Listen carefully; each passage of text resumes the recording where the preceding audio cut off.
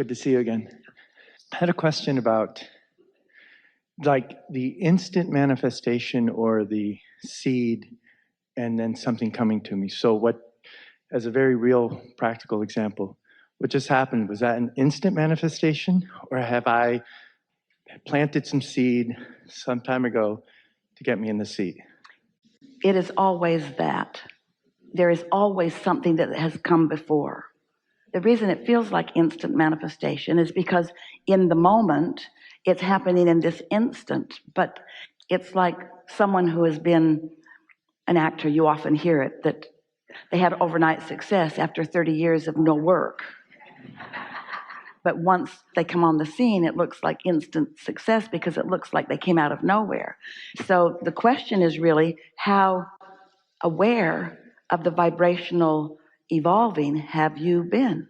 You see, this is the subject of thoughts turning to things.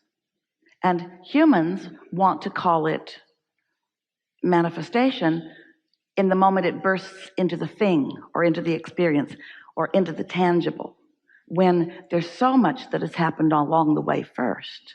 And so there are two reasons that you might not be aware of the difference between thoughts turning to things and instant manifestation. One is you just might not be sensitive to your energy, which is not the case with you.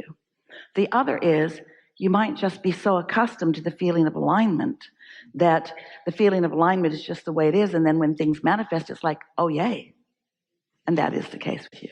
It's interesting because you called us over there. In other words, we're sort of looking over there, and there you were. You were undeniable because your expectation was very strong. And that expectation was in place before that moment. And so there you were. And did you notice, we certainly noticed, that there was no hesitation. Your expectation was so strong that you were almost in the air on your feet before we even got the point finished. Yeah. So.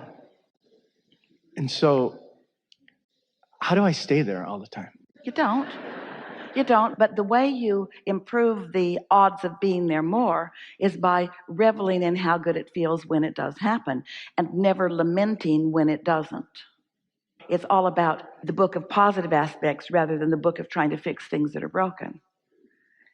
So if we can talk from a contrast standpoint, right? So earlier you were saying when, like, I don't want to say... What if, because there are pieces of resistance on your path always, and what if your inner being, who knows where you are in relationship to where you want to be and knows where all of those pieces of resistance are, what if your inner being calls you to something that you would call unwanted on your way to something else that you would call unwanted, on your way to something that you would call greater clarity, on your way to what you want? Your inner being can't call you to a place that you're unwilling to go. That's what we were talking about with our friend. Your inner being can't assert a vibration that's so strong that it will overcome your resistance. But your inner being, wise inner being, knowing what your resistance is, knows that you could come to this piece of resistance, which is slightly less, and then to this piece of resistance, which is slightly less, and to this piece of resistance, which is slightly less, which is usually what the pattern of thoughts turning to things is. But what if from where you stand to where you want to be, there is no resistance? That's what you want to call instant manifestation. Good clarity. Did you get that? Mm-hmm. But don't you sort of kind of have to make peace with wherever you are? Don't you sort of want to say, my path of least resistance shouldn't matter to me because it doesn't matter to my inner being? That's like saying, I'm going to go on a vacation and I'm going to get on the cruise ship in Fort Lauderdale. But first I got to get to Fort Lauderdale, and then being bummed that you're not just already in Fort Lauderdale. I either got to drive or I got to fly. Oh, I want to go on this cruise, but I don't want to do what it takes to get to Fort Lauderdale. You don't want to meditate. We're going to be after you today. You don't want to do what is required to be on the brink of instant manifestations. You just want instant manifestations. Well, cut it out. Start enjoying the journey, because there is satisfaction in releasing resistance. Yes? Isn't it fun to sort of get where you're going through paying attention? Don't you like to be guided? And really, we know for sure that there's not one of you. Let's talk about just a physical excursion or journey somewhere. There's not one of you that wants to just go directly from where you are to there, when there's so much wonderful stuff to see along the way. So many encounters and adventures and people to see and fun to be had. The manifestation that you're looking for, the instant manifestation that you think you want. We're just going to enjoy this for a while before we tell you. Is only your excuse for the journey anyway. And the journey is so wonderful, even when it isn't. Because even when it isn't, it shores up what you want. So we're not really big fans of encouraging you to want instant manifestation. First of all, because it's fiction. And next of all, because it's more fun to have a journey than to just teleport somewhere into an experience. You do that in your dream state all the time. How do you like that? Yeah, you just show up somewhere, a little disoriented. People you don't know. Nothing really connects quite as well, but it was instant. You went to sleep and bam, there you were in a strange new world. Esther used to wake up on a really regular basis and say to Jerry, oh, I love the continuity of my life. I love waking up in this bed and knowing how I got here. Remembering what was before and eager about what's coming next. Yeah. Something more? Yes, two things. For whatever reason, when you were just talking about whatever, trust came into my, just as a word to talk to you about, like, what is it that I can tangibly trust? I have an intuition, but I'd like to hear your thoughts on what it is that I'm trusting. Well, earlier when we were talking about there's doubt, which doesn't feel good, which is not a vibrational match to what your inner being knows. And then there's hoping, which is a little closer. There's less resistance in hope than doubt, but there's still resistance in hope. And then there's belief, which is less resistance than hope, but there's still some resistance in some belief. But knowing, that's when you move into the no resistance zone. And we would call knowing trust. We wouldn't call doubt trust, and we wouldn't call hope trust. And we wouldn't even call belief complete trust. But when you know something, and so what trust really is being, if only for a moment, where your inner being is. When we use the word trust, and when you use the word trust, when most use the word trust, what we all really mean mostly by that word trust is that a sustainable feeling of knowing. But you don't start out with a sustainable feeling of knowing. You start out with a doubtful feeling of knowing, and then a hopeful feeling of knowing, and then a sort of more believing feeling of knowing, and then a knowing feeling of knowing. And so it's degrees, isn't it?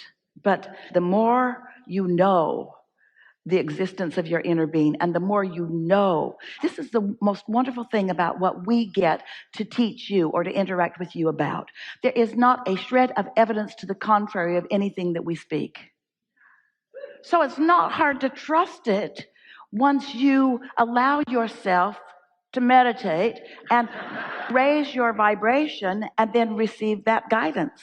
You just have to know. And once you've had enough experience where you do know that, we say to people, start out with easy things. What happens with so many of you is you've got some issue that you want to get to the bottom of or that you want to resolve. But because it's an issue, you've thought a lot about it.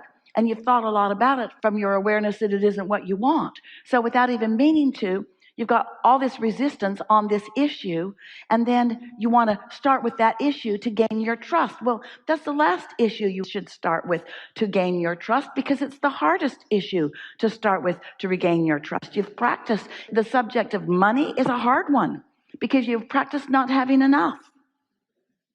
Even the issue of love is a hard one because you've used the word when you don't mean it. Don't you know I love you? Or you've heard it from others. And so you got to come to some vibrational awareness of what you mean. What it really comes down to is you are lovers. You love. That's who you are. And anything less than that is not who you are. But you know what's so interesting? Wherever you stand, you often believe you are right. And even if you don't feel love, you still think you're right. So you don't get to that feeling of trust because you think you're right, but you're not in sync with source, so you don't feel love. And so it's not paying off for you because you're missing some important elements. You can't be in hate or anger or frustration or doubt and be practicing trust. You can only be in love and appreciation and positive expectation and fun and lightheartedness, you see. So let's be really accurate about this. This is big. This is why you're reaching for this. Trust comes from what you thought was going to happen happening. Stay tuned. So that means if you're expecting something negative to happen, and it does, don't you say, I knew that was going to happen. So let us redefine trust from our vantage point. We want you to replace trust with alignment. Rather than go for trust, we want you to go for love. We want you to go for clarity. We want you to go for wholeness, because it's really easy to come to expect bad things to happen when bad things have been happening. Jerry used to say, get me once, shame on you. Get me twice, shame on me, because I should have seen it coming. Well, we're not really teaching that, but we get what he meant. When something happens and you're able to make the correlation between what you've been expecting and what comes, a lot of people who are not tuned in, tapped in, turned on, they can't get past your expectation. So your expectation evokes from people. In other words, that's what the law of attraction is. It's attraction, it's attraction, it's attraction. So you get what you think about, which means you come to trust those outcomes. But it's only when you factor in your alignment factor in what you're coming to trust that you really have your ability to deliberately create. Did you follow all of that? Yes. If someone always behaves in some way and you just expect them to behave in that way, and every time you're with them they behave in that way, you've come to trust that they're going to behave in that way.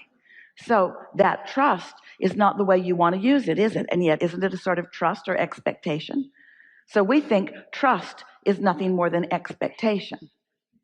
And we would replace that word with something that is only rooted in source energy connection. So we'd call it alignment or love.